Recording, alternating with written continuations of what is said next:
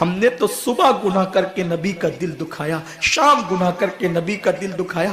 مسلمانوں، ہم سے زیادہ بے غیرت کون ہوگا کہ ہم نے سحری کرنے کے بعد کہا ابھی تو فجر کو بہت ٹائم ہے، اور سو گئے۔ رمضان شریف میں بھی فجر کی نماز چھوڑ دی، تھکن کا بہانہ لے کر بستر میں ظہر گنوا دی، اور عصر کے آخری وقت میں اٹھے اور کہنے لگے کہ افطار کی تیاری کرو، کب اذان ہوگی۔ یہ اپنی دن اور اپنی راتیں ہیں۔ ہائے کیسی غفلت ہے، کس بلا کی میں سے ہے سرشار ہم، دن ڈھلا ہوتے نہیں ہوشیار ہم۔ ثعلبہ کہتے ہیں عمر، کیا میرے محبوب کو میرے گناہ کی خبر ہو گئی؟ فاروق اعظم نے کہا مجھے کچھ نہیں پتا، حضور نے تمہیں بلایا۔ پورا وجود کانپنے لگا۔ نہیں عمر، حضور نے بلایا ہے تو میں انکار نہیں کر سکتا، ضرور آؤں گا، لیکن میں حضور کا سامنا نہیں کر سکتا، حضور سے آنکھیں ملانے کے قابل نہیں ہوں، حضور کی بارگاہ میں کھڑے رہنے کے قابل نہیں ہوں۔ میں اس وقت آؤں گا، مجھے انتظار کرو لے کر کے، جب حضور نماز میں ہوں گے تو مجھے لے کے چلنا، تاکہ حضور مجھے نہ دیکھے اور میں حضور کو نہ دیکھ سکوں۔ فاروق اعظم نے کہا بہت اچھا۔ فجر کا انتظار ہوا، فجر کا وقت شروع ہوا، پھر مسجد میں آئے۔ اس وقت تو پہنچے جب حضور نماز پڑھا رہے تھے۔ حضور کی قرات کی آواز جیسے ثعلبہ کے کانوں میں آئی، چیخ ماری، زمین پہ گر پڑے، بے ہوش ہو گئے۔ نماز فجر کے بعد حضور نے پوچھا کہاں ہے ثعلبہ؟ فاروق اعظم نے کہا حضور وہ تو بے ہوش پڑا ہے۔ آقا نے ثعلبہ کا ہاتھ پکڑ کے ہلایا، ثعلبہ کو ہوش آ گیا۔ آقا نے پوچھا ثعلبہ کیا حال ہے؟ عرض کی حضور گناہ نے میرا حال برا کر رکھا، نفس بدکار نے دل پر یہ قیامت توڑی، عمل نیک کیا بھی تو چھپانے نہ دیا، میرے اعمال کا بدلہ تو جہنم ہی تھا، میں تو جاتا میرے سرکار نے جانے نہ دیا، میرا برا حال ہے آقا گناہ سے۔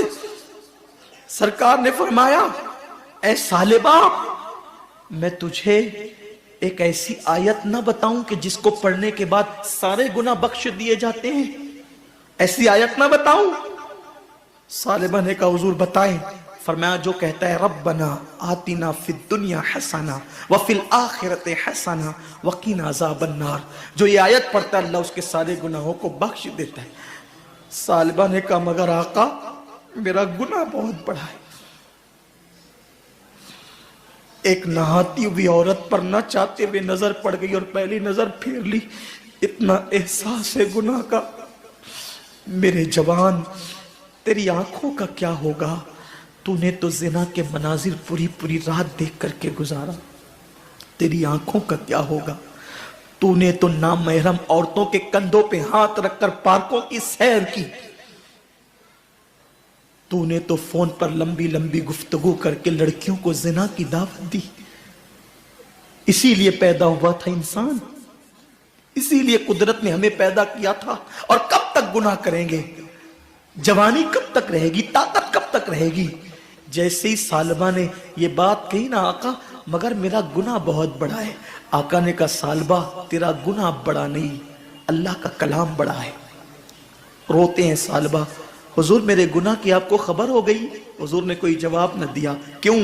اس لیے کہ آج جو عیب کسی پر نہیں کھلنے دیتے، کب وہ چاہیں گے میری حشر میں رسوائی ہو۔ ثعلبہ رو رہے ہیں۔ آقا نے کہا لے جاؤ سلمان ان کے گھر پہنچا دو۔ حضرت ثعلبہ ابن عبد الرحمن کو ان کے گھر پہنچایا گیا۔ 8 دن رہے پھر بھی مسجد نبوی میں نہیں آئے، رونا رونا رونا، اللہ میرے گناہ کی میرے محبوب کو خبر مت ہونے دینا ورنہ دل ٹوٹ جائے گا۔ کفار کے پتھر محبوب کے دل کو اتنی تکلیف نہیں پہنچاتے، عاشقوں کے گناہ جتنی تکلیف پہنچاتے ہیں۔ ثعلبہ رو رہے ہیں۔ 8ویں دن حضور نے پوچھا سلمان میرے ثعلبہ کا کیا حال ہے؟ تو سلمان نے کہا حضور ایسا لگتا ہے کہ وہ زیادہ دن تک نہیں جی پائے گا، بہت برا حال ہے آقا اس کا، بہت برا حال ہے۔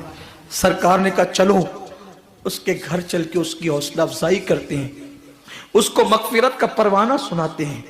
سرکار ثعلبہ کے گھر گئے، کریم آقا نے سرے بالی انہیں رحمت کی ادا لائی ہے۔ हाल बिगड़ा है तो बीमार की बन आई है। हुजूर जाकर उनके बिस्तर पे बैठ गए। सालिबा रो रहे थे। हुजूर ने उनका सर उठाया और सर उठा करके अपने जानों पे रखा और उनके सर पे हाथ फेरने लगे। क्या मुकद्दर का सिकंदर था जिसको जानवे रसूल मिला। हुजूर के हाथ, अरे हमें तो हुजूर के नालैन के जर्रे मिल जाए तो अपने मुकद्दर की मेराज हो जाए, बल्कि नालैन सर पे रखने को मिले तो हम फख्र से कहें जो सर पे रखने को मिल जाए। नाले पाके हुजूर तो फिर कहेंगे कि हाँ ताजदार हम भी है। लेकिन इश्क कितना गैरतमंद होता है, आशिक कितना गैरतमंद होता है। जब हुजूर ने सालिबा के सर पे हाथ फेरना शुरू किया, अपने सर, अपनी गोद में सर रखकर, तो सालिबा ने गर्दन खींच कर गोदी से अपने सर को जमीन पे गिरा लिया। ये मंजर सहाबा भी देख रहे थे। हुजूर ने भी इस मंजर को मुलाहिजा किया और करीम आका ने करम करते हुए फरमाया, सालिबा तूने मेरी गोद से अपना सर क्यों खींच लिया। तो सालिबा कहते हैं, आका इस सर की आंखों ने इतने पाप कर लिए हैं कि अब ये गुनाह आलूद सर आपकी गोद में रहने के काबिल नहीं, आपकी गोद में रहने के काबिल ये सर नहीं है आका, इतने पाप इस सर ने किए हैं। हुजूर ने करम फरमाया, फिर सर उठाकर अपनी गोद में रखा, फिर सर गिरा लिया। तीसरी मर्तबा सर हुजूर ने उठाया। जिब्रील आके अल्लाह आपको सलाम कहता है और अल्लाह को सालिबा की ये अदा और इसकी निदामत और नाकर्दा जुर्म का एहसास इतना पसंद आ गया है कि अल्लाह फरमाता है, अगर ये सारे इंसानों के बराबर पाप लेकर आए फिर भी इसने इतनी शर्मिंदगी और एहसास और निदामत का इजहार किया है कि अगर सारे इंसानों के जराइम भी ये लेकर आएगा तो भी अल्लाह इसको बख्श देगा। इसके एहसास को देखकर, इसकी निदामत को देखकर, इसकी शर्मिंदगी को देखकर हबीब सालिबा को खुशखबरी दे दीजिए।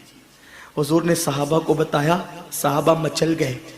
अब भी सालिबा उठेंगे, ताकतवर हो जाएंगे, कुव्वत वाले हो जाएंगे, फिर हुजूर की खिदमत में आएंगे, फिर महफिलों की जीनत बनेंगे, फिर वही दौड़ भाग होगी, फिर वही नबी की खिदमत होगी।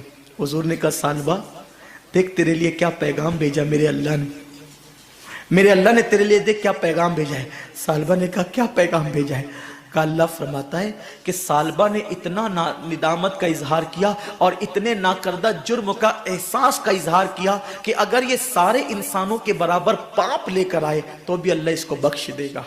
सालिबा ने ये सुना, खड़े होने की बजाय एक चीख मारी, मैंने क्या किया पाप और उसने क्या किया करम। इस एहसास में फिर चीख मारी और जमीन पे ठंडे हो गए। अब हाथ हिलाया गया, सालिबा उठते नहीं। सरकार से अर्ज की, हुजूर सालिबा की तो रूह निकल गई। आका फरमाते, ठीक है उसको गुस्ल दो, कफन पहनाओ, उसके जनाजे में मैं खुद आऊंगा। क्या मुकद्दर है उनके यारों के, जनाजे पे उनका नाम ले लिया जाए तो मैयत की मगफिरत हो जाती है।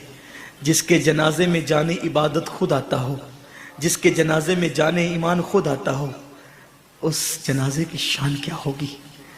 लेकिन गुनाह का एहसास इंसान को कितना बुलंद कर देता है।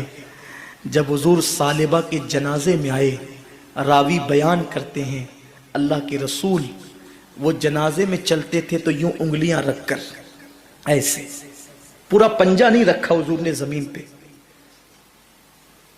ए गुनाह करने वालों आओ, हम सब गुनहगार हैं, एहसास गुनाह अपने अंदर पैदा कर लो। कितने मुकर्रम, कितने मुकर्रब और कितने मोहतरम हो जाओगे।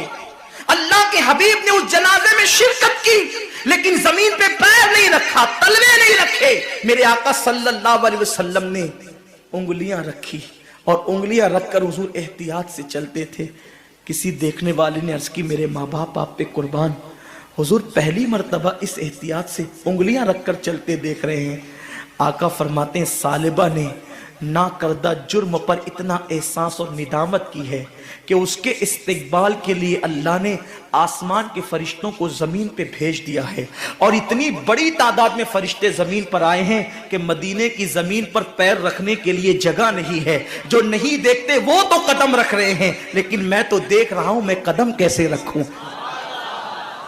कितना मुकर्रम होता है احساس والا آؤ، رمضان شریف کی آمد سے پہلے احساس کر لو گناہ کی کھیتی، گناہ کے کانٹے جو دل میں اگ آئے ہیں، رو دھو کر اس کو صاف کر لو۔ ام المومنین ماں عائشہ صدیقہ نے فرمایا میں نے نبی پاک سے سنا ان لوگوں کو بے حساب جنت میں داخل کیا جائے گا جو اپنے گناہوں پہ شرمندہ اور نادم ہو کر تنہائیوں میں روتے ہیں۔ اللہ مجھے آپ سب کو توفیق دے، ماہ رمضان شریف کا صحیح معنی میں استقبال کرنے کی توفیق عطا فرما۔